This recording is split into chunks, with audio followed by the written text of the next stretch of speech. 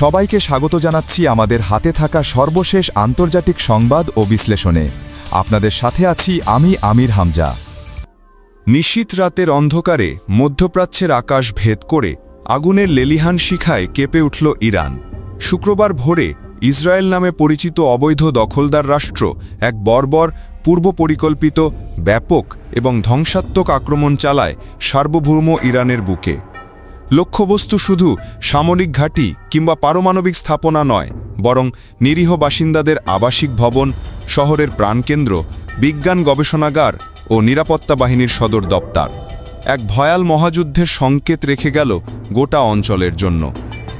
Israeli দখলদার বাহিনী রক্তপিপাসু বাঘের মতো আঘাত হানে ইরানের ওপর। এই হামলার নাম দেওয়া হয় রাইজিং লায়ন, অর্থাৎ উদীয়মান সিংহ, যেন এক গণহত্যার মহড়া। দখলদার বাহিনী একে বলেছে সুনির্দিষ্ট ও পূর্ব প্রস্তুতিপূর্ণ আঘাত।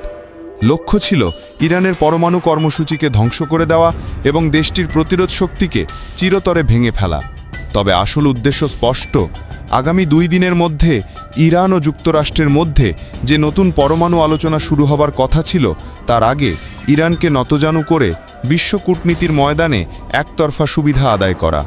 কিন্তু ইরান ছিল প্রস্তুত, প্রতিরক্ষা ব্যবস্থা সম্পূর্ণ সতর্ক। তেহরানের আকাশে গর্জে ওঠে বিমান বিধ্বংসী কামানের শব্দ। রাতের নিস্তব্ধতা ছিঁড়ে প্রচণ্ড বিস্ফোরণে কেঁপে ওঠে রাজধানী তেহরান সহ ইস্পাহান, নাতাঞ্জ, তাবরিজ, করমানশাহ, লোরেস্তান ও হামাদান প্রদেশ। সামাজিক যোগাযোগ মাধ্যমে ছড়িয়ে পড়ে ধ্বংসস্তূপে পরিণত আবাসিক ভবনের হৃদয় বিদারক দৃশ্য। ইরানের রাষ্ট্রীয় টেলিভিশন জানায়, ইমাম খোমেনি আন্তর্জাতিক বিমানবন্দরের সব ফ্লাইট তাৎক্ষণিকভাবে স্থগিত করা হয়। ইস্পাহানের পারমাণবিক কেন্দ্রে বড় ধরনের বিস্ফোরণ ঘটে। ইসরায়েল দাবি করে ইরানের হাতে এমন পর্যায়ের সমৃদ্ধ ইউরেনিয়াম রয়েছে যা দিয়ে কয়েকদিনের মধ্যেই একাধিক পারমাণবিক বোমা বানানো সম্ভব। আর এটাই নাকি ছিল তাদের তাৎক্ষণিক হুমকি মোকাবেলার কারণ। যদিও বাস্তবতা ভিন্ন।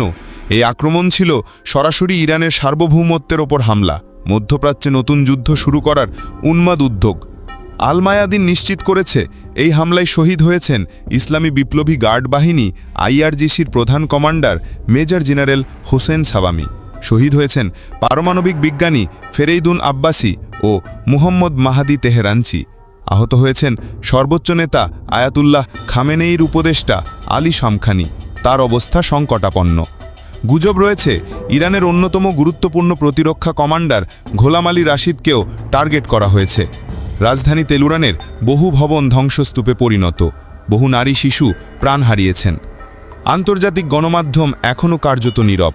কিন্তু ইরানের জনগণ, বিপ্লবী গার্ড, মাহমুরি বাহিনী, প্রতিরোধ আন্দোলনের প্রতিটি যোদ্ধা এখন প্রতিশোধের জন্য প্রস্তুত। ইসরায়েলের দখলদারিত্ব, আগ্রাসন ও যুদ্ধাপরাধের বিরুদ্ধে ইরান এবার রক্তের অক্ষরে ইতিহাস লিখতে চলেছে। এই হামলা ছিল যুদ্ধ ঘোষণার সমতুল্য। আঞ্চলিক উত্তেজনার বিস্ফোরণ অনিবার্য। গোটা মুসলিম বিশ্বে নেমে এসেছে ক্ষোভের ঝড়। আরব আর ইসলামী প্রতিরোধ আন্দোলনগুলো ইরানের পাশে থাকার প্রতিজ্ঞা ঘোষণা করছে।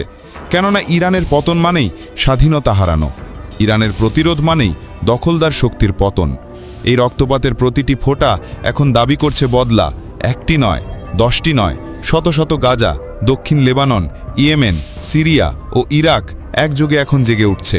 আর ইসরায়েলের এই অবিবেচক আগ্রাসন তাকে টেনে নিচ্ছে এক অন্ধকার যুদ্ধের গহ্বরে, যার পরিণতি শুধু ধ্বংস আর লাশের সারি। কারণ ইরান কখনো মাথা নত করে না। তেহরানের আকাশে ধোঁয়া উঠছে, কিন্তু সেই ধোঁয়ার আগালেই উঠছে প্রতিশোধের আগুন। হুসেন সালানের রক্ত বৃথা যাবে না। তার শাহাদাত হবে এক নতুন বিপ্লবের সূচনা। আর দখলদার ইসরায়েলের জন্য এই হামলা হবে তাদের ইতিহাসের সবচেয়ে ভয়ঙ্কর ভুল।